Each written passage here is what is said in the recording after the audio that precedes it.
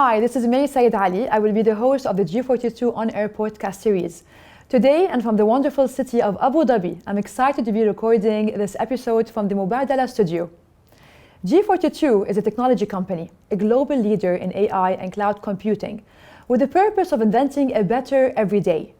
Each episode in this series will transport you into insightful market-leading conversations about transformative technology to drive positive progress across industries and societies, all in under 30 minutes. With me in the studio today is Hasan Al Hosani, the CEO of Bayanat. Hasan is a technology and business leader with over 20 years of experience. As the CEO of Bayanat, Hasan spearheads the development of the company's expansion into the geospatial AI domain. Hasan oversees the product and service portfolio performance of Bayanat, and at the same time unlocks some compelling opportunities in the high-growth markets. In today's episode of the G42 on Air, we will dive into a conversation about the future of mobility and the ethical considerations of autonomous vehicles. Marhaba Hassan, how are you today? Alhamdulillah, how are you? I'm great. I'm super excited for our session, for our episode. And I'm privileged to be with you as well. Thank you so much. Hassan, could you share with us a bit about you and what do you do at Bayanat? So I'm the Chief Executive Officer of Bayanat. Bayanat is a G42 company. It specializes in the geospatial domain. So we've taken a company that was doing the mapping and surveying in a classic way. We've disrupted that, added that AI layer to it to adapt to a geospatial predictive analysis. That sounds very exciting. Well, when we talk about the mobility, can you paint for us the picture of what the future of mobility looks like? For example, drone deliveries, automated buses, cargo solutions, even possibly flying cars. Of course. Well, I would say the vision is to achieve a model transfer from the day-to-day, what we see today from a private car congested roads into a hybrid model where we have autonomous cars driving around, more of smart public transportation involved on the day-to-day activities, along with both ground and aerial robotic units that can, be, as you mentioned, utilized for cargo, for delivery, for food delivery, for different means of day-to-day transportation. So it becomes more cohesive. It impacts the environment, first of all, positively, of course, with less emission, less noise in general, and more safety and less accidents on the roads as well. But when you talk about smart public transportation, what do you mean by that? Buses, taxis, what is it exactly? I think it's a bit of everything. We've started with public transportation for both taxis and buses, but it could also move towards private cars and the use of private cars, and along with the mass public transportation like the ART or the Automotive Rapid Transport Unit. In simple words, it's the tram on wheels or using the trams and other means of transportation. So it's a hybrid model. And as you mentioned, maybe a little bit further down the line in future, even aerial unmanned systems can be also involved. I believe there's already some trials right now on aerial taxis and everything. So it'll be a combination of all types of transportation. I just can't imagine this world. When you see the movies, you don't expect it's going to actually happen. But it's very possible to happen maybe in our grandchildren ages. Well, or maybe before. I'm very optimistic. So I would say hopefully we will at least witness that kind of evolution in a shorter term. But in principle, of course, where there's a will, there's a way, always, right? Yes. And post the pandemic and what we've seen through the pandemic era, what used to be a luxury. So when you buy a car, previously, are you familiar with ADAS? ADAS is the automotive driving assistant system. Yes. With the car tells you Yes, I have it in my car actually. And what's the distance and everything. That used to be a luxury, right? You don't need it on day-to-day activities, but that was the drive for the autonomous systems. But today, post the pandemic, we've seen that there's a demand on autonomous deliveries, private kind of public transportation and taxis and everything. You want to eliminate, you want to keep that bubble of safety and security and everything. So it picked up the pace. Yes. It becomes more of a higher need for such systems to be existing in our day-to-day activities. So that kind of demand creates the will, creates the push, and alongside with the regulative authority to adopt such disruptive change, I would say, into the day-to-day transportation becomes a key factor in getting the momentum in a much faster pace. Hasan, yes, there's the government sector factor, and there are the people who would maybe have the demand for it. But what are the stepping stones to make this kind of autonomous mobility a reality? I would say there are multiple key factors. The first one would be the road infrastructure. And in UAE, to be very specific, we're blessed with a very strong infrastructure from a road perspective, from a network perspective. So that road infrastructure creates the capability or allows us to actually build autonomous systems that can be accommodated by such roads.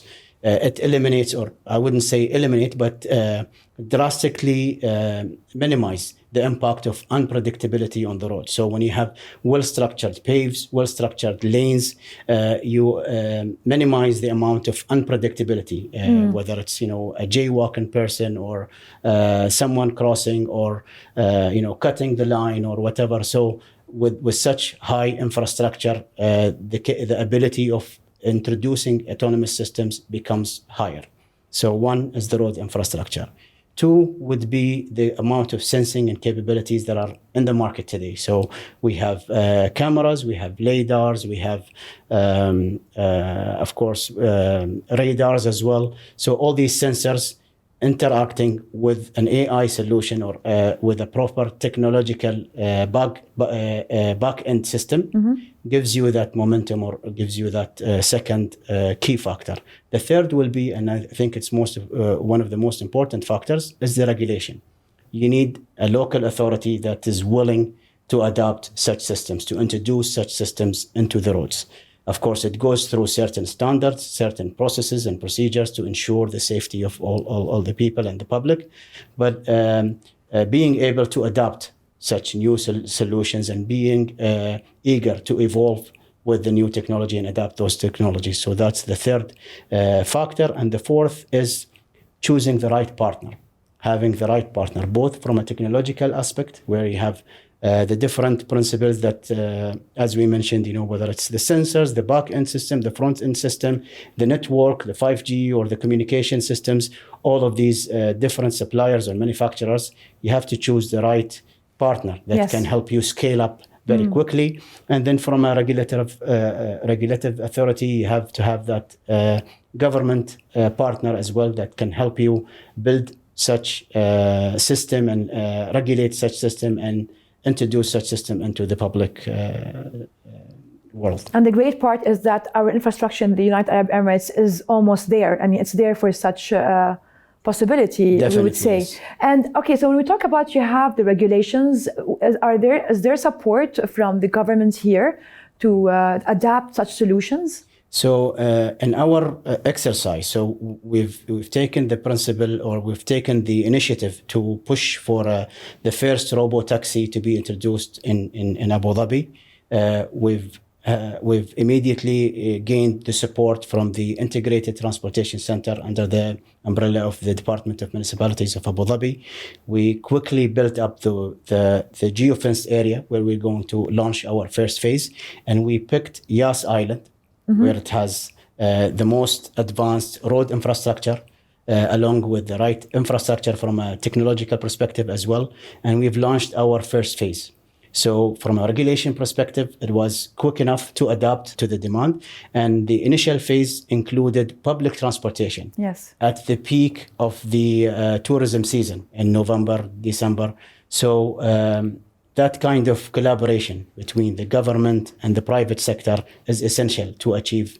So there's a huge trust that we're talking about here when they are launching such an initiative in the middle of it's crowded and there's tourism and everything, right? Like there's definitely a great trust. Of course, and it's not just trust; it's the standards or the steps that are required to achieve such capability and achieve such confidence.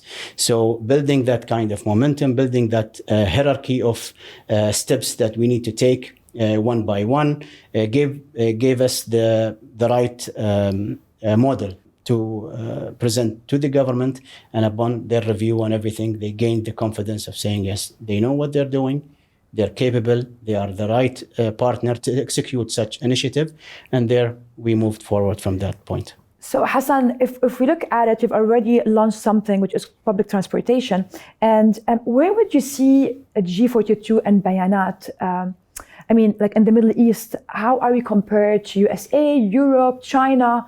Are we at different levels? What would you say about that? Okay, before we start, of course, to the AI in the mobility industry. Definitely, of course, moving or merging Bayanat under the umbrella of G42, as we mentioned, Bayanat specializes in geospatial data and smart positioning and everything.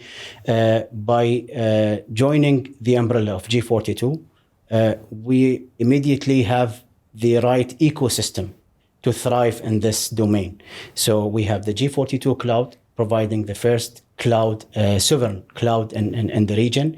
We have the G42 communication, Injazat is another arm, G42 analytics. So all the different arms of the G42 came to play a part in building up such system. Then based on our capability, we benchmarked where do we stand as of today and what kind of partners do we require today. I believe Shenzhen as a city that is moving towards a full 100% autonomous public transportation. We've partnered with Shenzhen Bus Group to understand what is their model, how did they execute, what was the standards and regulations and process. When you say, Hasan, when you say 100% autonomous vehicles, what do you mean? Like, is it already on ground, or they're still doing the process? They are on ground. Maybe it's worth mentioning, or it's important to mention, when we talk about L4 enabled or a fully enabled vehicle to go fully autonomous, does not mean we're going to launch the vehicle without any kind of safety. So we move from L3, level 3, which requires a safety officer present at the car, just for any emergencies, into and then the transition into L4, where the car is fully autonomous without any interaction from any human. So with L3 enabled systems, I believe they have achieved 100%, and they're actually taking steps towards L4 with completely autonomous vehicles on the road right now. Yeah, you know, when you say that, it's just like my heart starts jumping. Like I just, as in my generation, I still cannot understand the whole idea of having a car without a visible driver, human being in the car. So when it comes to legalizations, or let's talk about ethically, how would you train the AI of when it comes to accidents, for example? Accidents, you could eliminate it, but it's not 100%, right? So let's say, for example, there is a truck on the road and there's a cyclist on the road, and possibly there's going to be an accident, a crash. What would the AI, let's say, autonomous car would think of? Which one would I crash? You know, it's just all these thoughts that people are talking about, and it kind of scares us. So what would you say about that? So I'd like to start with a quote that I really love. It's from a book called The Age of AI by Henry Kissinger. And he says, when data is contextualized, it becomes knowledge. And when this knowledge is compelled with conviction, it becomes wisdom. That's the process of the human brain, right? This is how we build up the information, contextualize that kind of information, and then build that decision-making or that conviction to create, the actions that we take on day to day.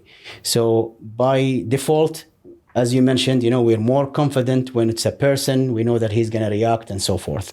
But in principle, against if we compare two eyes to multiple sensors on the car, more than 10 sensors around the car, surrounding the car, from cameras and video analytics to radars, which is laser guided radars, and then radars, principle of radars, sonar type of radars, all these type of sensors around. We have more sensing capability in the technology perspective than the human. But then of course, from an information perspective as well, we have more data coming into that process. And from a processing perspective, it could become much faster than the human brain. What is lacking today is the conviction that creates the wisdom, right? And that can only be learned by trial and error, by pushing through, by testing and trialing and seeing how the AI will adapt and how it's going to create that kind of momentum to gain that confidence with the human. So we start with controlled environments where, it's a controlled area. We contain all the predictable and unpredictable noise around, and we start from that perspective. Then we create those kind of scenarios. A person jumps into the road, someone cuts through the lane. So it's all in a safe and secure environment. That's before we go to the public. That kind of tests and trials and concepts create that kind of confidence.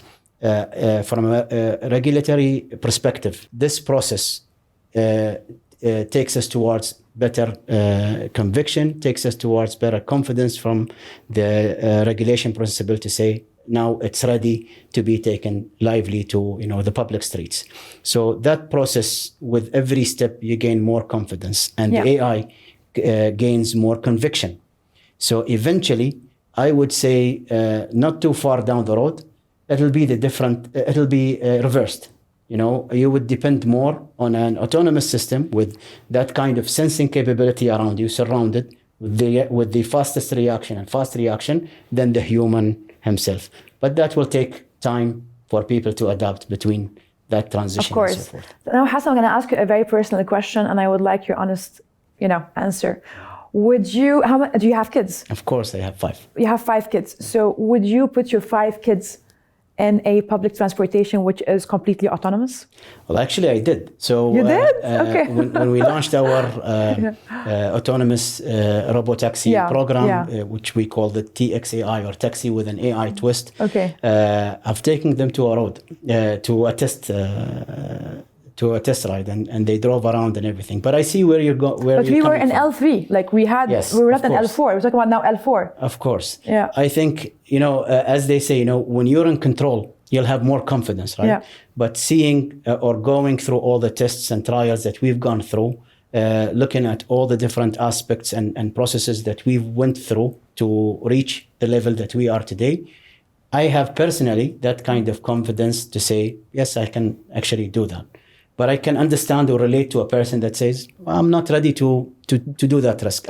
It's something that I haven't tested before. Yeah. It's unforeseen for me. Yes. I'm not sure what kind of reaction it's going to have. This is exactly what I'm thinking of, Hasan. When you think about it, when a person has this knowledge about AI, and for example, my husband is somebody who's obsessed with AI and technology. He's in the IT industry and technology industry. So everything is censored in the house, everything is, he's like really have the knowledge of it. And when he drives the car, he also makes it, he likes to drive it on his own. I'm like, what are you doing? You cannot trust this machine. But then you look at a human in general, they will not have the trust that people who are aware and educated like with this knowledge. So what is the place of G42 and Bayanat and companies alike in educating society about autonomous vehicles? It's a journey, first of all. And this journey has to be transparent. Where do we stand today with AI that is related to mobility, that impacts day-to-day life of people? You have to be transparent in terms of level of confidence, in terms of level of trials and success factors. All of these different aspects has to be very transparent. The scientists or the technical people that are working on this have to work without being biased towards the technology. When you're building something, you tend to say it's better than what it is. Yeah. But that kind of perspective has to be fully controlled.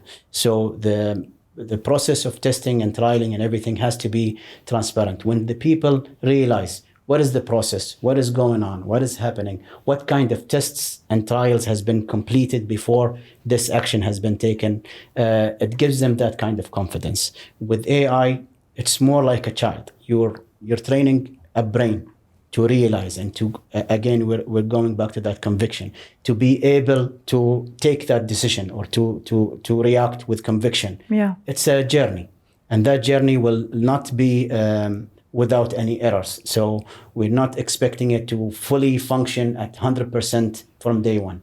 And even eventually, it's not going to eliminate the accidents 100%. But with this kind of capability, we're going to reduce the accidents, from a Six Sigma perspective, for instance, in any kind of system, eliminating the human error, improves the system in general, right? So there are a lot of factors when a human is in the mix. There's especially when you talk about driving, you have driving under the influence, you have stress, distractions, all of these different elements. When you know that all these human elements have been eliminated by default, you can realize, yes, there is a better safety principle here. But to gain that kind of trust, it's a journey of transparency, it's a journey of testing and launching and trialing and everything, and so forth. So transparency and education, and when the get people them interacted with us. Yeah, yes. Exactly. Yeah. Actually, today when I'm driving, I was just looking at the phone, not touching to anything, just looking quickly. And then my car told me, take a break, have a coffee. So now I'm imagining if there's also an autonomous whole thing is full-fledged, I would imagine it would scream back at me, hey, stop the car, take a coffee. Mm-hmm. And then this is when we talk about how soon, and I want possibly an answer, hopefully, how soon can we see the autonomous vehicles mainstream for consumers' purchase? So statistically speaking, we're less than 1% today. But when you look at all the forecasts globally, it's expected that by 2030, 12% of the vehicles or the car purchases are the autonomous cars. So it's going to take 12% of the car segment, which is not a small percentage in a very short term, right? Are we talking about the Middle East here? And we're talking, statistically globally. When you talk about the pace, it varies from one location to another. So China is always driven, or the Far East is always driven quick quick response, quick deployment and trialing, while Europe is more quality driven. So it goes through a lot of processes of standards and procedures and everything. Even to create those kind of procedures and standards and regulations requires time and so forth. So China and the US is I would say 2 steps ahead of Europe as of today. Us in the Middle East, we were proud to launch the first robotaxi program in the Middle East last year. We're taking it to the next level right now. We're increasing in quantity. We're expanding geographically as well, and we're introducing new type of vehicles as well. We're exploring the tram on wheel autonomously. We're exploring minibuses and large buses as well, and we're maintaining the factor of electric vehicles as well. So it's AV, autonomous vehicles, and EV as well, electrical vehicles. So it will vary from one location to another. Within the Middle East, certain countries, I would say, the road infrastructure is ready to adopt such systems. In other countries, it might require much more time. Yeah. So it will vary from one country to another. It even would vary from one city to another, based on the readiness. And we've mentioned before the different factors of having that system, up and running. One key factor, the first one that I mentioned, is the road infrastructure as well. But what we aspire to reach is a program where the vehicles on the road are interacting. We call it the starting, of course, vehicle to vehicle interaction to vehicle to environment. So when the vehicle is driving on the street, it's acting with the sensing capabilities around it, with the pedestrian, with other vehicles, with commercial advertisements or whatever. So you have that entire platform, what we call mobility as a service. You have the entire journey already connected into that vehicle. And in the UAE or in Abu Dhabi specifically, we are very advanced. I would confidently say we are actually one of the top, if not even the best, from that kind of perspective, from that infrastructure and technological perspective.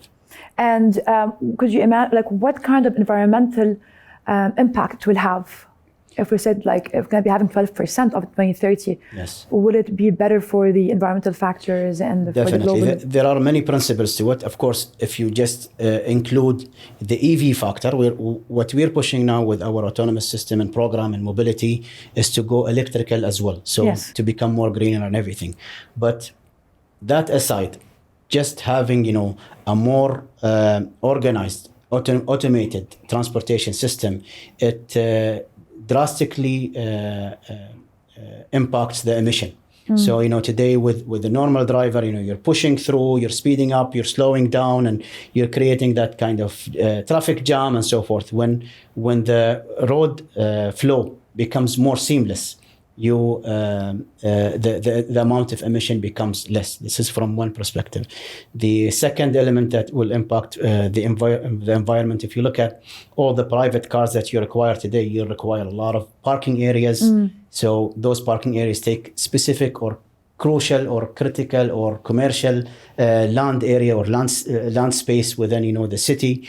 All of that is eliminated as well, so that gives more area for maybe more greenery, more parks, more other principles. When you say parking, why wouldn't these kind of cars or vehicles require parking? In principle, public transportation. Yes, we're saying we're trying to force that transfer from today, the 99%, especially if we talk about the UAE, it's much easier today to acquire a car and drive in Abu Dhabi or in the UAE than to use the public transportation. And of course, the environmental factor, of course, in the summer and everything is also a challenge.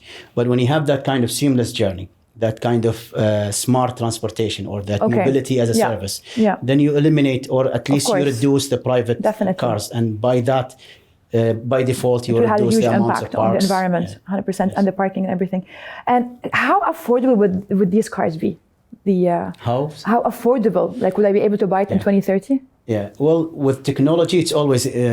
Let me give you a simple example. When a new, I would say, 80-inch screen or TV is in the market, it goes very high. Right? The cost and everything, but nowadays, you'll see that it comes out in a few months' time, it's less than half. Yes, exactly. The two principles that are currently impact the pricing for autonomous cars are, one is the sensors. With LiDARs and radars, it's not very cheap, but gradually it becomes more affordable, and that will impact the price of the car.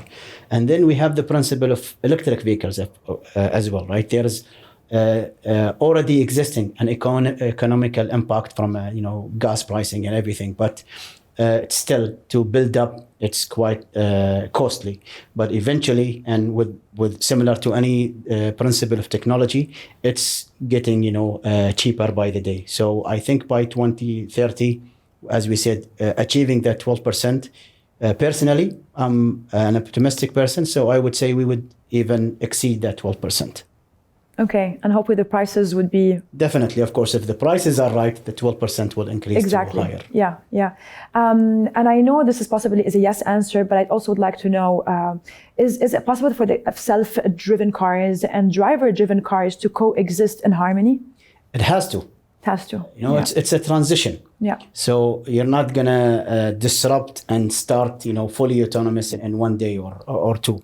It will require a phase. So it's going to be a scale that we're very optimistic that the scale is going to change from more human drivers to more autonomous. But that hybrid or that coexistence, I think, will continue. Even from a car's perspective, with all the technologies in the cars and simple cars and everything, the demand or the need or the wanting of those muscle cars with a 6-speed shift transmission or what they call it, and all of these principles still exist, right? So it's going to coexist for at least for the long term as we see it happening. Thank you so much, Hasan. That was absolutely thrilling and exciting to know all these things. I'm already imagining the look and the feel of the future cars. It's going to be absolutely kind of different, right? Definitely. We're not going to be requiring this big engine. It's going to be requiring different kind of requirements. So thanks once again for your time. It was great. I really appreciate it, and hope to see you soon, and also in 2030 with our new cars. Inshallah, we'll see. We hopefully we meet before, but in 2030 we can meet and see if the world has achieved the 12% or not. But thank you for the time. It's been really great to have this kind of discussion with you. And I can see that you're becoming more of an enthusiast now about the smart mobility. And very much after all the answers, yeah. And I'd like to try the TX AI next phase. Inshallah. And I would like to try the L4 phase. Yes, so hopefully. definitely. Thanks again, Hasan. Appreciate it. Thank you for listening to G42 on Air. If you enjoy our show, please rate and review us on Apple Podcasts and Spotify. And be sure to come back next time. Until then, this is me, Sayyid Ali, signing off from Abu Dhabi.